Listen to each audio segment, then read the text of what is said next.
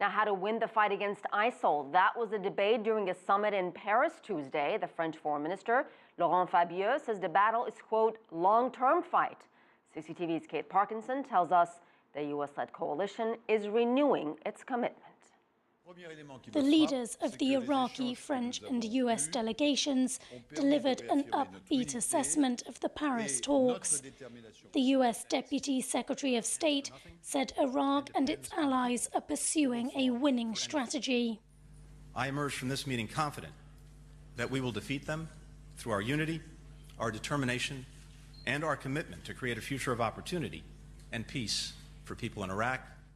But despite the US-led coalition airstrikes, Islamic State militants have recently made some significant gains in Iraq.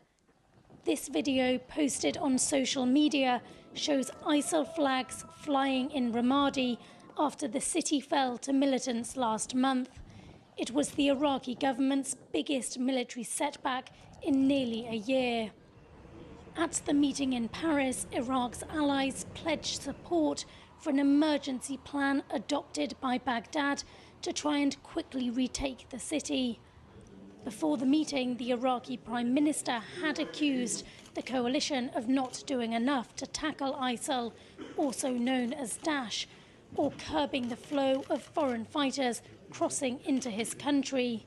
But after the talks, Haider al-Abadi said he had received fresh commitments of help.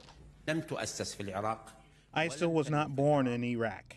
It was not developed in Iraq, but in Syria because of events that have nothing to do with the situation in Iraq. They are supported by means from outside Iraq, by external combatants. We can make sacrifices to fight ISIL, but as I said, the international community, the international coalition has to support us to destroy ISIL. The Islamic State group has thousands of fighters in Syria and has made significant gains there as well in recent months. But despite this, Syria barely got a mention here in Paris. There is still no clear Syria strategy. Western powers remain reluctant to enter into dialogue with the Syrian president, which makes producing a cohesive and effective anti-ISIL strategy extremely challenging. Kate Parkinson, CCTV, Paris.